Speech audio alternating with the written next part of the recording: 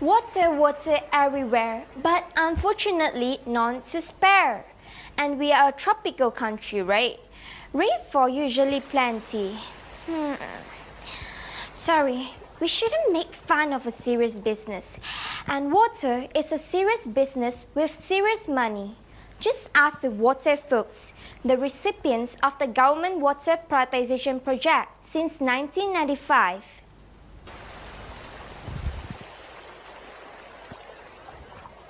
So now we are facing a water crisis for Selangor, Kuala Lumpur and Putrajaya.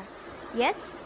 Not so, says the Pakatan Selangor government, as the BN federal government blames their so-called blocking maneuvers to build a multi-billion ringgit water treatment plant known as Langat 2. While the blame game continues, the people are feeling the effects. The people of Kampung Baru Balakong are not getting their regular supply. But do the people understand the issues surrounding this water issue? Kita ni penduduk tetap di Malaysia dah. Okey. Satu, kalau nak bagi air itu bagi dengan yang memuaskan. Selama ini we have no problem. Tiba-tiba we have a problem. Masalah ni dah sebulan dah. Ini masalah politik kan. Masalah sebulan. Jangan cakap sebulan, seminggu tak ada air pun dah sengsara. Pagi saya on sendiri ada, saya tak payah tutup. Pagi pukul 5 saya bangun sahur. Saya on sampai petang lah. Dia nak penuh lah. Tak penuh tak ada. Tak tahu nak cakap, kadang-kadang nak cakap politik pun ada, apa pun ada. Tapi tengok selalu saya telefon siapa dia cakap tangki dia punya kering. Itu saya tak tahu nak cakap lah, dia orang punya kerja. Tapi sekarang ni boleh tahan sikit lah. Memang dia tak ada air, tapi masa kirakan sahur ada air. Lepas tu dia tutup. Dia tutup air. Lepas tu malam baru dia buka. Macam masa nak berbuka tu, itu pun kadang 2 hari sekali. 2-3 hari ni alhamdulillah air pun okey. Dah tak mati-mati. What happen is, one, you will start conserving water, right? Till today, there has been no education campaign by Shabas or the federal government to make sure that people now consume less water. I think we consume far more than the water that we require. I think we read about 200 mld per day, but we consume something like 400. It's far more. We consume too much of water. There's been no attempt to push for conservation policies, like for example,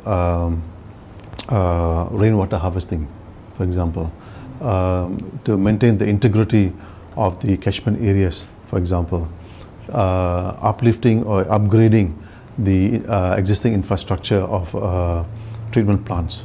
There are many things you can do in the short term though. And I think the Selangor government actually has put forward a 200 over million mitigation plan and has requested money for the plan, and that's put on hold at this point in time. So there are many things that could have been done, but that has not been done yet. But we are jumping into a crisis though. Now coming back to Tan Sri Muhyiddin's statement that water, he just dismissed the idea of water rationing and said that water will be provided by Shabas though. Now clearly, for a logical mind, you begin to wonder what's happening though. Our mainstream media, together with the government and Shabas, have been spinning the story about a water crisis.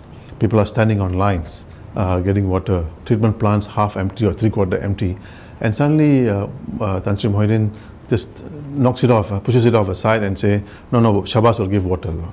Now I'm wondering what's going on. Is there a crisis or there's no crisis, or a crisis is being created so that Langat 2 will happen though? So sometimes you begin to wonder what is really going on in the dynamics. And on top of that, what Tan Sri Muhyiddin said is a bit mischievous though. He said, water is being processed 24 hours a day. Yeah, but they're already being processed 24 hours a day. But for the layman who doesn't know that, he will think that the treatment plants are working overtime to produce water though. So this is a bit of a naughty though, being mischievous and trying to send the wrong signal to people. Are you aware of the water issue that's facing in Selangor? Yes, I'm fully aware of it because I've read about it in the newspaper. So I think it's an issue that both sides of political parties need to resolve this, because I think it's for the future of Malaysia, not only for the future of Selangor but also for the future of our country, that it needs to be resolved as soon as possible. Who do you think is responsible for the water shortage? For water shortages, I think both federal government and state government are equally responsible. They need to sit down and they need to work out this issue together. Okay, what do you think about concept today?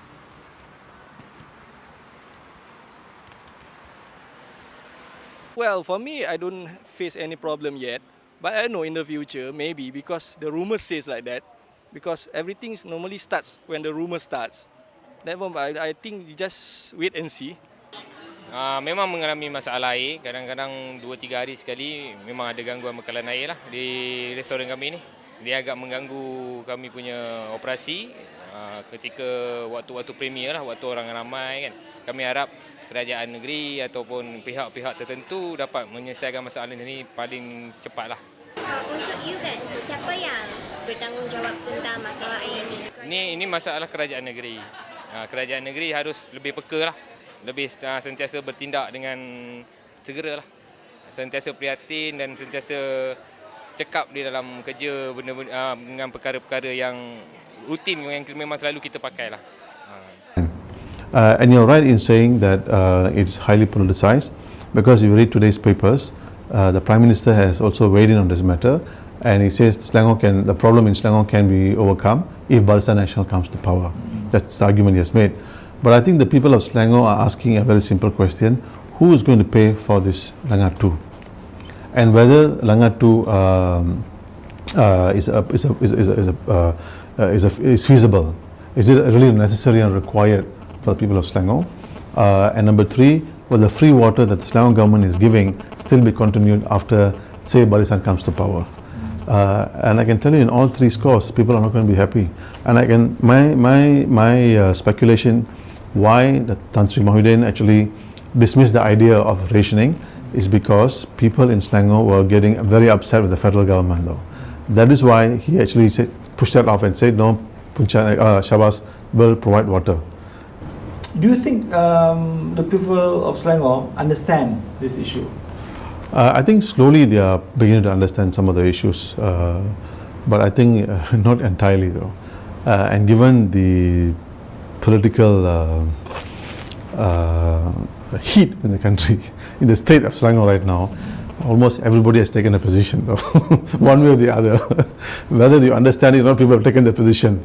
Oh, this is sabotage. This government is useless, or it's sabotage. People have taken both the positions, and that is why I think it's too hot, and therefore it is good if a third-party player, arbitration center, comes to mediate this issue. And also the federal government has also weighed in support of Syabas. Has water been overly politicized to the extent that the people will suffer? And wouldn't this be a disadvantage to the Pakatan government in the next GE? No, I think this is going to work towards supporting Pakatan Rakyat. One, because Langat 2 is not built for free. It's not a free lunch. Somebody has to pay for it. And that will be translated into a tariff increase for people in Selangor, Putrajaya and Kuala Lumpur. I think it's a $5 billion project. If it's a $5 billion project, the amount of tariff increase will be hefty though. And people in Selangor are not going to sit and accept that though.